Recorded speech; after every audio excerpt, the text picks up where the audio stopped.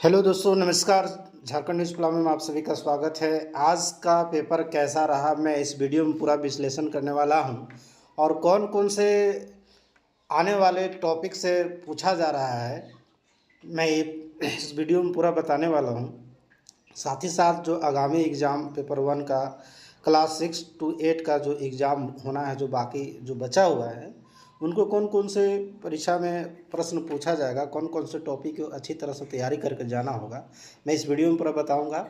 और आज का प्रश्न कहां कहां से पूछा गया है, सारा चीज़ वीडियो में मैं जानकारी देने वाला हूं। उससे पहले मैं छोटी सी रिक्वेस्ट करना चाहूँगा, हमारे चैनल पर पहली बार आप वीडियो देख रहे होंगे तो चैनल को सब्सक्राइब कर लीजिएगा और बेल आइकन घंटी को प्रेस कर लीजिएगा। चलिए हम बात करते हैं आज का कौन कौन सा टॉपिक पर पूछा गया है।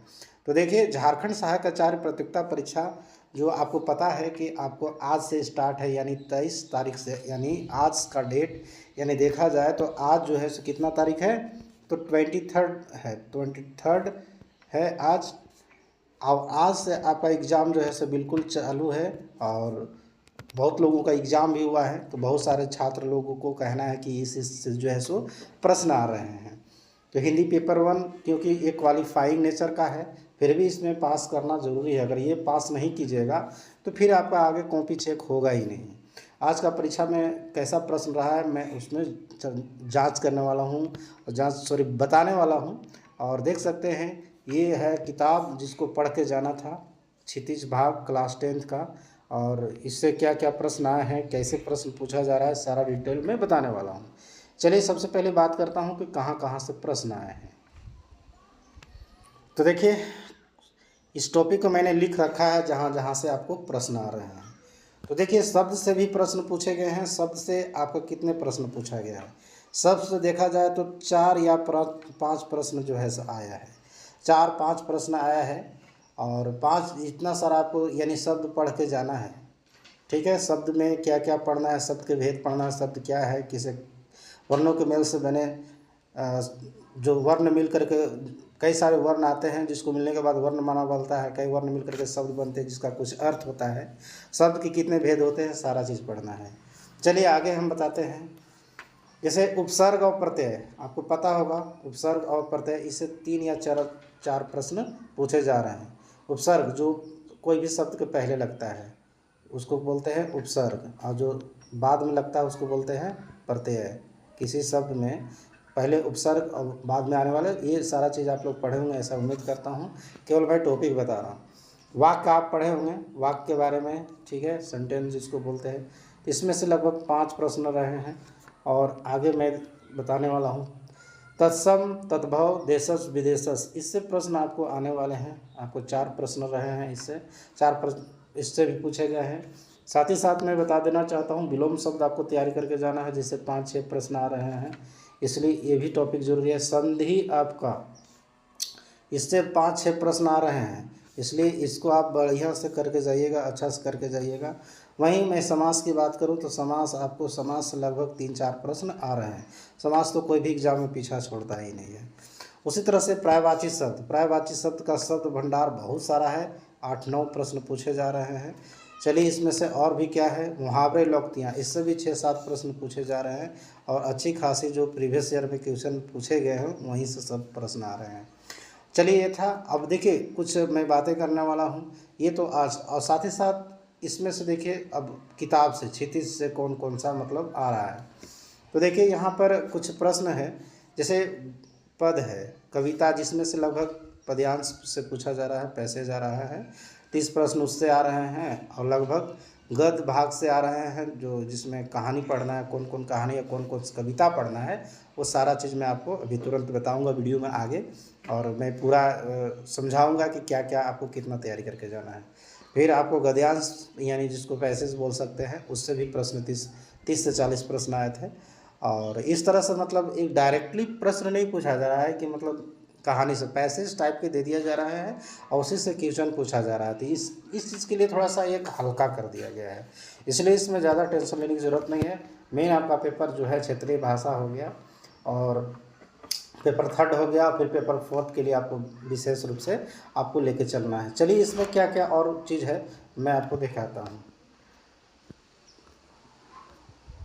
तो देखिए ये सारा चीज़ आपको मैं बता देता हूँ, इतना सारा चीज़ एक सीधी जो आपका किताब है, बुक है, उससे आपको पढ़ना है। तो देखिए कविता का नाम क्या है, ये सारा चीज़ इधर कवि का नाम है। तो इसमें कौन कौन से कवि पढ़ना है, क्या क्या पढ़ना है, सारा चीज़ मैं बताने वाला हूँ। आप वीडियो को अंत तक देखिएगा, सारा चीज़ समझ में आएगा। इसमें थोड़ा थोड़ा मैं इन्फॉर्मेशन भी दे दिया हूँ, ज़्यादा तो नहीं दिया हूँ लेकिन कुछ कुछ मैं दिया हूँ। जैसे देख लीजिए, आपको इसमें देखिए हिंदी क्लास 10 का आपको पढ़ना है, सब विषय क्रम है, खंड है। इसमें देखिए कविता का नाम है, कवि का नाम है।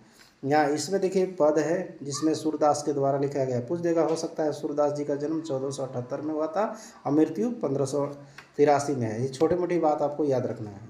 और इस पद था जिसका लेखक कौन थे, सूरदास जी थे। और ये आपका जो है सो 1478 में सूरदास जी का जन्म हुआ था और 1583 में मृत्यु हुआ था। वहीं पर राम लक्ष्मण परशुराम संवाद जिसमें तुलसीदास जी लिखे थे, और इसमें लगभग 1532 में उनका जन्म, 1627 में मर गए थे। सवैया और कवित दुगो है, साथ ही साथ जो देव जी लिखे थे, जो 1673 में हुआ था उनका जन्म, और मृत्यु 1667 में हुआ था। आत्मकथ्य जो है सो जयशंकर प्रसाद जी के द्वारा लिखा गया था 1889 में, जो 1937 में। ये उत्साह आए वो अट नहीं रही है, साथे लिखे हैं, जो सूर्यकांत त्रिपाठी जी निराला जी लिखे हैं। 1889 में जन्म हुआ, 1961 में मृत्यु हो गया।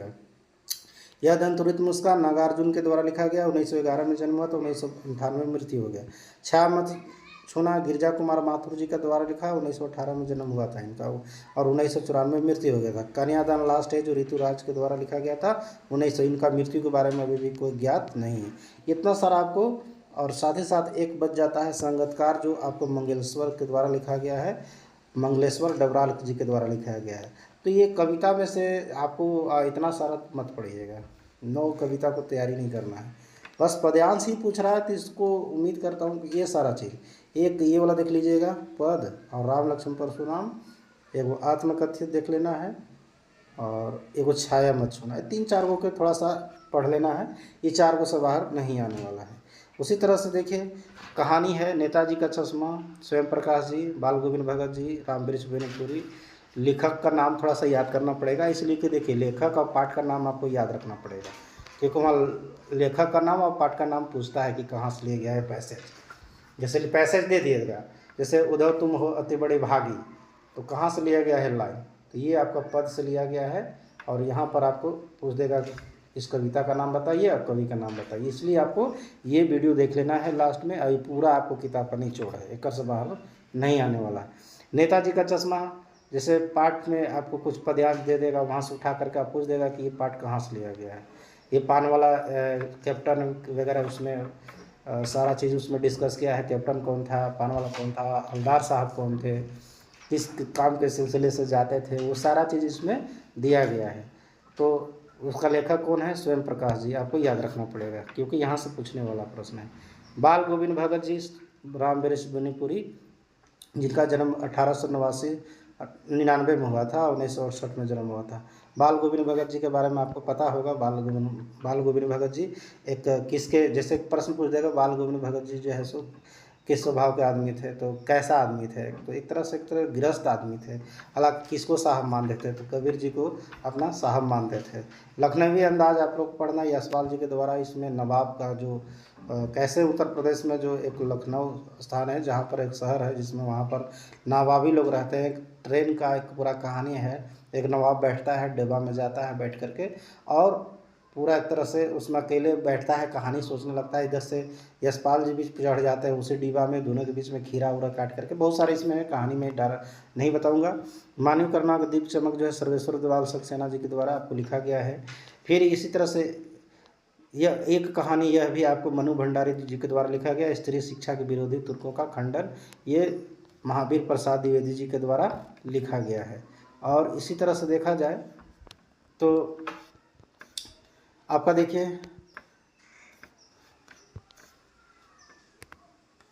स्त्री शिक्षा का ये तो बता दिया मैंने। नौबत खाने में बात है यतीन्द्र मिश्र के जो बात रही, ये हाल फिलहाल के 1977 में कवि है, तो इनका मृत्यु तो नहीं हुआ है, अभी भी जिंदा है। संस्कृति एक है जो भंदंत आनंद कौशल्यान के द्वारा 1905 में इनका जन्म, 1988 में मृत्यु हो गया था। तो इस तरह से मतलब आपको एक देखा जाए तो ये जितना भी मैं बता रहा हूँ, ये सारा चीज़ आपको दिमाग में डाल के जाना है एग्जाम देने से पहले। अब वीडियो को एक बार देख के जाइए, एकदम ढंग से याद कर लीजिएगा। देखिए पैसेज भी पूछ रहा है तो ऐसा नहीं सोचिए कि इसका कहानी का नाम नहीं याद होना चाहिए और इसका लेखक का नाम नहीं याद होना चाहिए, ये याद होना चाहिए, इतना तो करके जाना पड़ेगा। आप इतना नहीं करके जाइएगा तो आपको कोई फ़ायदा ही नहीं। फिर पैसेज भी पूछ रहा है तो पैसेज से वहाँ कवि और कविता का नाम पूछ रहा है, कवि का जन्म पूछ रहा है कि कब हुआ था, बस ऊपर ऊपर तो पूछ ही रहा है, इसलिए ऊपर ऊपर आपको इतना नॉलेज रख के जाना है। साथ ही साथ कविता का लाइन कहाँ से उठाया है ये भी पढ़ लेना है। तो इस तरह से आपका ये एग्ज़ाम में पूछे जा रहे हैं और उम्मीद करता हूँ, हालांकि ज़्यादा टेंशन लेने की ज़रूरत नहीं है, क्वालिफाइंग नेचर का पेपर है इसलिए इसमें ज़्यादा टेंशन लेने की ज़रूरत नहीं है। आपको पास होना ज़रूरी है। 100 क्वेश्चन है आपका, 100 क्वेश्चन में आप अगर यहाँ पर 33 क्वेश्चन भी सही करते हैं तो आप पास हो जाइएगा, टेंशन नहीं लेना है। केवल क्वालिफाइंग नेचर का है इसलिए पास करना ज़रूरी है, 33% लाना है। तो चलिए इस तरह से आज का वीडियो था। वीडियो अगर इन्फॉर्मेटिव लगा होगा तो वीडियो को लाइक शेयर जरूर कीजिएगा और दोस्तों को बताइएगा, ताकि इस तरह से मतलब परीक्षा में आ रहा है। चलिए फिर मिलेंगे अगली वीडियो में, तब तक आज के लिए इतना ही। चलिए, thanks for watching this video.